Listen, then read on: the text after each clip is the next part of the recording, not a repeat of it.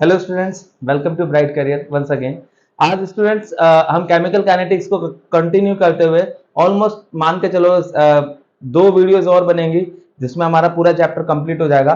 आज बेसिकली मैं आपको एक और बहुत ही इंपॉर्टेंट टॉपिक बताने जा रहा हूं इसी चैप्टर का, विच इज मॉलिक्यूलैरिटी। देखो, मॉलिक्यूलैरिटी और ऑर्डर ऑफ रिएक्शन, ये दो चीजें ऐसी जो साथ में चलती हैं, दोनों में डिफरेंस भी एग्जाम में आ सकता है। ऑर्डर ऑफ रिएक्शन हमने प्रीवियस वीडियो में पूरा कवर किया था। ऑर्डर ऑफ रिएक्शन के बारे में, रेट लॉ के बारे में, यूनिट ऑफ रेट कांस्टेंट के बारे में, इंटीग्रेटेड रेट लॉ एक्सप्रेशन के बारे में, ये सभी टॉपिक्स हम कवर कर चुके हैं। आज जो हमारा टॉपिक है वो है मॉलिक्यूलैरिटी। तो मॉलिक्यूलैरिटी के बारे में पहले समझते हैं है क्या चीज। तो basically it is defined as the total number of reactants present in a chemical reaction। किसी भी केमिकल रिएक्शन में total number of reacting species जो होती हैं, that is known as the molecularity of the reaction. Rate law expression में क्या मतलब, order of reaction क्या था? Order of reaction is the sum of powers of all the reacting species which are involved in the rate law expression। दोनों में difference बहुत important है, paper में कई बार आया हुआ है difference between order of reaction and molecularity of a reaction. तो ऑर्डर ऑफ रिएक्शन क्या था कि the sum of powers of all the reacting species which are involved in the rate law expression, that is order of reaction. यानी कि rate law expression में जितनी भी reacting species होती हैं, रेट लॉ एक्सप्रेशन लिखते वक्त उनकी पावर्स का जो सम होता है, that is known as the order of reaction. And molecularity क्या है? Molecularity is basically defined as the total number of reactants which are participating in any chemical reaction। It can be unimolecular, it can be unimolecular, bimolecular, trimolecular, etc। ये होता है मॉलिक्यूलैरिटी। For example लेते हैं कुछ, जैसे मान लो CO2 है। CO2 is going to give us carbon plus oxygen, that is normal reaction। तो इसकी जो मॉलिक्यूलैरिटी है, its मॉलिक्यूलैरिटी इज 1, क्योंकि इसका जो आप देखेंगे एक ही रिएक्टेंट है, that is it is unimolecular. ये क्या हो गया हमारा? यूनिमॉलिक्यूलर। ठीक है, दूसरा एग्जांपल लेते हैं। जैसे सपोज करो हमारे पास 2HI is going to decompose into H2 plus I2। its molecularity is 2, that is it is bimolecular reaction.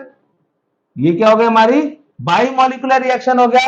Similarly 2NO plus O2 gives N2 plus 2O2। इसमें आप देखेंगे टोटल रिएक्टेंट्स कितने? 3। तो ये हमारा क्या हो गया? Trimolecular. Its molecularity is 3, that is it is trimolecular reaction. तो इसके साथ ये हमारा क्या है? मॉलिक्यूलैरिटी। क्या है हमारा टॉपिक? मॉलिक्यूलैरिटी। बहुत ही इंपॉर्टेंट टॉपिक है कि मॉलिक्यूलैरिटी क्या चीज है। Molecularity is basically defined as the total number of reactants which are participating in any chemical reaction। किसी भी केमिकल रिएक्शन में जो टोटल रिएक्टेंट्स होते हैं, ठीक है, उसे हम क्या बोलते हैं? उसकी मॉलिक्यूलैरिटी। ठीक है, और ऑर्डर ऑफ रिएक्शन भी मैंने आपको बता दिया, तो इसका स्क्रीनशॉट ले लो। इसका अगला टॉपिक देखते हैं।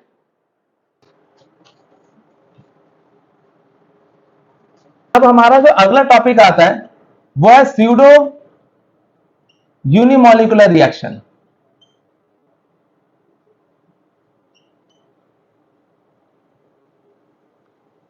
स्यूडो यूनिमॉलिक्यूलर रिएक्शन, देखो स्टूडेंट्स, अगर आप नाम से देखते हो तो नाम से आपको लगता है यूनिमॉलिक्यूलर रिएक्शन, यानी कि इसकी मॉलिक्यूलैरिटी 1 होगी।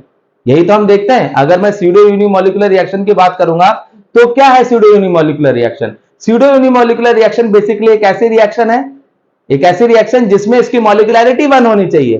तो होता क्या है बेसिकली दोस्तों, कि अगर आप स्यूडो यूनिमॉलिक्यूलर रिएक्शन की बात करोगे तो ये एक एक्सेप्शनल रिएक्शन है। देयर आर सम रिएक्शन, ध्यान से समझना, there are some reaction which are not actually a unimolecular reaction, but by some experimental verification or behavior they are made to behave as a unimolecular reaction. Actual में ये unimolecular नहीं होती, लेकिन इनके ऊपर कुछ केमिकल चेंजेस किए जाते हैं ताकि ये यूनिमोलिकुलर रिएक्शन की तरह बिहेव कर सकें. इसे हम बोलते हैं pseudo unimolecular reaction. Means the reaction it is not a unimolecular reaction, it is not a unimolecular reaction, but they are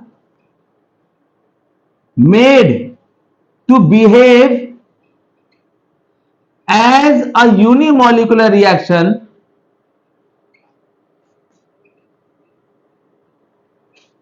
by applying some chemical changes to it. Chemical changes to it. This is pseudo unimolecular reaction. और ये board में आती है, ध्यान रखना. pseudo unimolecular reaction बहुत ही important reaction है. बेसिकली ये कोई यूनिमोलिकुलर रिएक्शन नहीं है, बट सब by applying some chemical changes they are made to behave as a unimolecular reaction. Such reactions are called pseudo unimolecular reaction. Example लेते हैं. C12H22O11 when it is reacting with water which is present in excess quantity is going to give us C6H12O6 plus C6H12O6. This is the example. This is the only example of pseudo unimolecular reaction. देखो इसमें समझना, इस access का क्या मतलब है. Excess amount का मतलब ये होता है कि ये इससे ज्यादा क्वांटिटी में. एक बहुत सिंपल सी बात समझना, अगर मेरे सामने मेरे से ज्यादा साइज का बंदा मेरे सामने खड़ा कर दिया जाएगा जो मेरे से एक्सेस अमाउंट में होगा, तो वो मुझे कवर कर लेगा. जब वो मुझे कवर कर लेगा तो आपको लगेगा कि एक ही बंदा सामने खड़ा है. सिमिलरली क्योंकि ये एक्सेस अमाउंट में है, ये इसकी सरफेस को कवर करेगा, और जब इसकी सरफेस को कवर कर लेगा तो both of them are considered to taken as one unity या one reactant. That is why its molecularity becomes one. This is the example of pseudo unimolecular reaction. ठीक है, समझ में आ गया आप सभी को.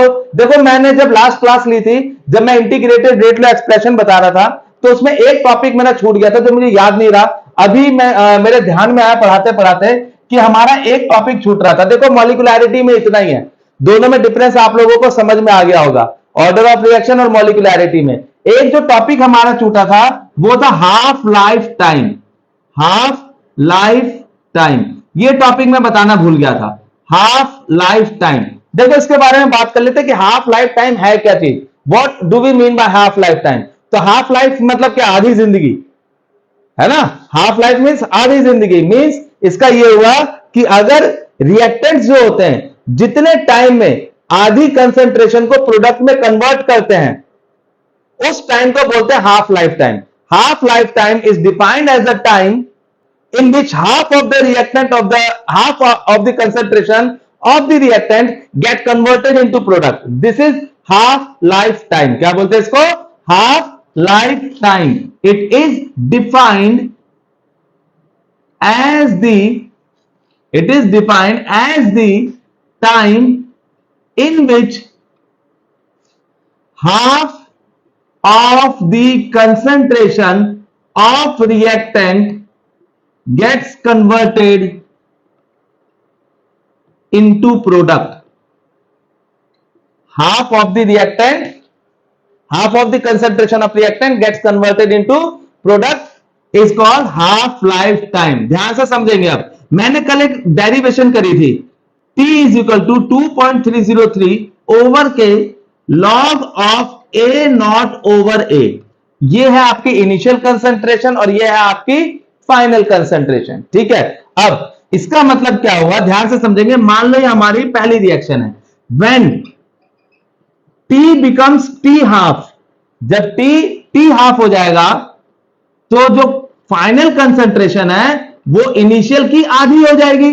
यही तो हमने पढ़ा अभी हाफ लाइफ टाइम, कि वो टाइम जब टाइम हाफ हो गया तो जो कंसेंट्रेशन है वो क्या हो जाएगी, आधी हो जाएगी. इसका मतलब ये हुआ कि ये क्या हो गई, T हाफ. ये क्या हुआ 2.303 upon k log of A naught as it is ये रहा, और ए की वैल्यू कितनी हो गई, A naught over 2. A naught से A naught cancel, means t half is equal to 2.303 upon k, और ये कितना हो गया log 2। log 2 की कितनी वैल्यू होती है, अगर आप log टेबल देखेंगे तो t half is equal to 2.303 over k, log 2 की वैल्यू होती है 0.3010। दिस इज टी मतलब log 2 की वैल्यू, ये log 2 की वैल्यू हो गई। अब उसके बाद हम क्या करेंगे, t half is equal to 0.693 over k, this is the final relation. T half यानी half life time is equal to 0.693 over k. This is integrated, this is another formula for the integrated rate law expression for half life. हमने 3 किए integrated rate law expression, एक zero order के लिए, एक first order के लिए और एक हाफ लाइफ के लिए। ठीक है, तो ये 3 हमारी इंटीग्रेटेड रेट लॉ एक्सप्रेशन है, तीनों ही बहुत इंपॉर्टेंट थी। इसके साथ ही हमारा आज का टॉपिक कंप्लीट हो गया।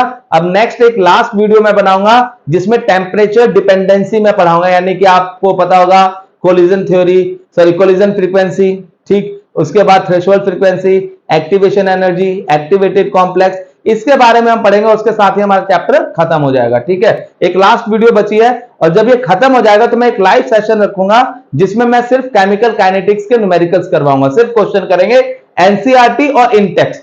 ये 2 टॉपिक हम लोग कवर करेंगे, 2 घंटे की, 2.5 घंटे की, जो भी टाइम लगेगा, लेकिन हम एक क्लास में सारे इसके क्वेश्चंस 1 गो में कंप्लीट करेंगे।